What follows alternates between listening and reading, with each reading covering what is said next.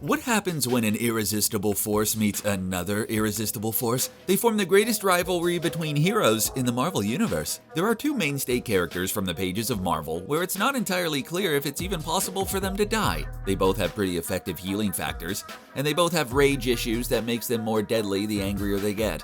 Ever since Wolverine is introduced in the pages of the Hulk, the two have been like two tough guys in a bar. They just can't get along, these two.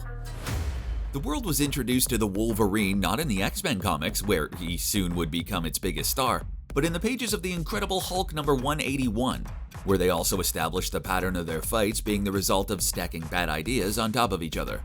The Hulk had been sent to Quebec to subdue the Wendigo, so that he could be cured, but the Hulk really only had two modes, smash and not smash, and he hardly ever enters the second one.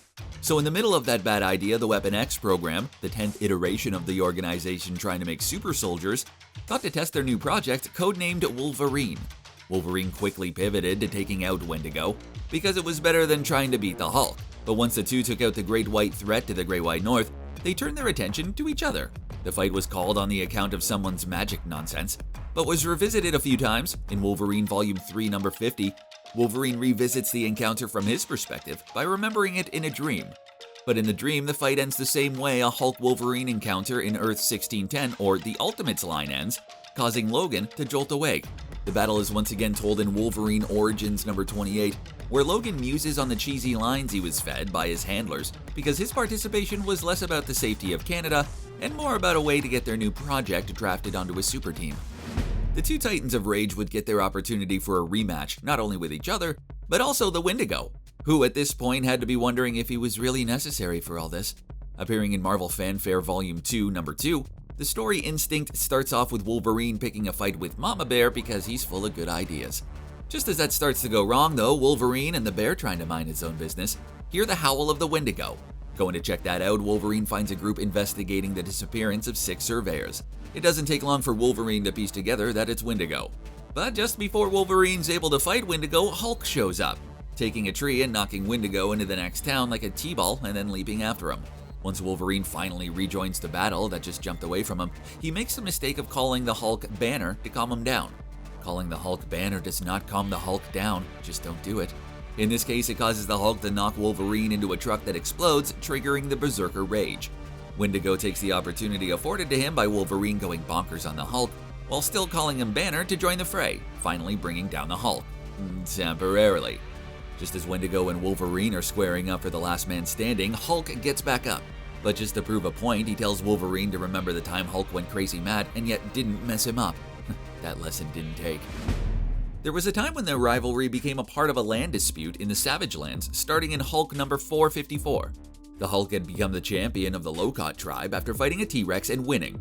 The fight had started in America before the weight of it sent them back to the Savage Lands, which caused Wolverine to investigate, eventually teaming up with Khazar and the Nuek tribe, who of course have beef with the Locust. When the two tribes throw down, Wolverine tries to tell the Hulk he's being used, and it's not super effective. Another T-Rex brings the proceedings to a halt, as everyone has to team up to take down the terrible lizard bird thing. At a victory feast where they roast the fallen T-Rex, and while the leaders of the two tribes claim they've poisoned each other, the Hulk knocks out and has a dream where Stan the Man Lee himself tells the Hulk his dad was a world-class jerk. He wakes up later in the X-Mansion where Wolverine has brought him, where everyone tells him that it was a terrible idea. It absolutely was.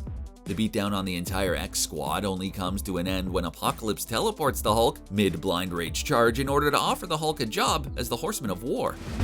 Somehow Wolverine manages to get talked into taking on the Hulk again, this time by Dum Dum Dugan on behalf of S.H.I.E.L.D. Unfortunately, after an encounter with Magneto, Wolverine has to go in without his adamantium. Regardless, he manages to stab the Hulk in the eyes with his bone claws, before Hulk smashes them and tosses Wolverine into a tree. Hulk uses a group of campers to get an advantage on Wolverine again, knocking him into a bridge before Wolverine lures him into a cave, tricking the Hulk to smash a wall, releasing a gas that knocks the Hulk out. The Hulk turned out to be a bad fit as Apocalypse's war horseman. Bad enough that he couldn't let it go. When he was able to recruit Wolverine as the Horseman Death, he sent him to take out the Hulk. Now with armor and a fancy sword, Wolverine hopes to have an advantage. Naturally, it just makes the Hulk angrier, and this goes the simple route. He just starts pounding on Wolverine like he was the nail that the Hulk was trying to drive through the earth. The effort is cut short by Apocalypse summoning his Horsemen of Death to announce the end of the world. Before artist Sam Keith went on to create the amazing series The Max, he had made a name for himself with some iconic images of the Wolverine, generally with his costume in a terrible state. He returned to Wolverine with the 2002 series Wolverine Hulk. This one finds Wolverine crashing his vintage plane like he was Harrison Ford, only to find a precocious little girl who is also in a vintage airplane crash and wants help finding her dad. To complicate matters, the Hulk shows up and can't see the girl and decides to knock around Wolverine until he can't either. Hulk is a terrible diagnostician. After a series of beatdowns over the course of the series, rendered in Sam Keith's signature style, until they realize they're not helping the girl find her father, but rather accept that she did not survive the crash. During the Savage Wolverine series, Wolverine finds himself back in the Savage Lands, thinking someone has taken out Sheena. Thinking that this contraption in the middle is keeping him there, he goes after it, causing Amadeus Cho to interfere because the contraption is actually holding a creature of unimaginable horror. To complicate things further, the Hulk shows up. Just as he's about to prevent the old rivals from getting back at it, a gorilla bites the Hulk, setting everything back to zero. The fight results in one of the more notable panels in the history of the green versus yellow rivalry, when Wolverine puts his claws through the Hulk's head. Ouch. Oh, and the fight knocks the containment and lets the creature out, who sets about trying to devour worlds Galactus style. Way to go, guys. Wolverine might think he has a special relationship with the Hulk, but in reality, kinda everyone at one point or another has beef with the Hulk.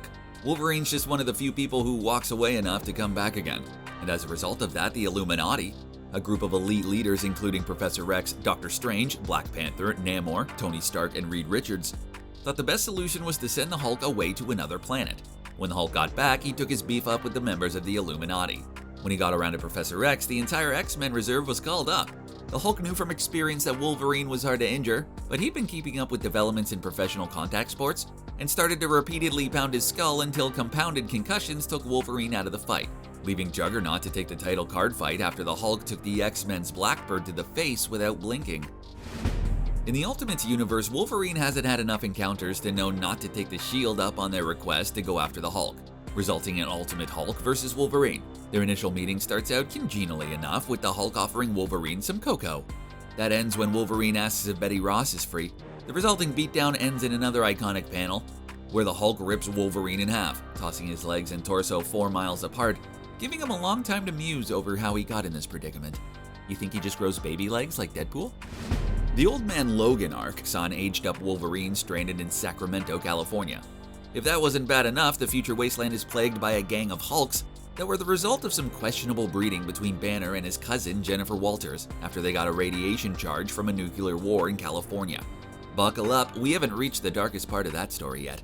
While Wolverine is off dealing with the Red Skull to raise money to cover a debt to the Hulk gang, the Hulk gang got bored and destroyed Logan's family. Logan returned the favor, working his way one by one through the Hulk's family, until Papa Hulk straight up swallows Logan like a grape. Unfortunately, he hadn't taken the healing factor into account, and Logan dug his way out through the Hulk's back. And now I'm no longer hungry, thanks. With all the damage this rivalry can do, you think the therapists from Falcon and the Winter Soldier's available for some couples counseling? They probably wouldn't get past the eye contact exercise, really. If they're gonna keep throwing Wolverine at Hulk, they should do a pay-per-view event to cover the damages.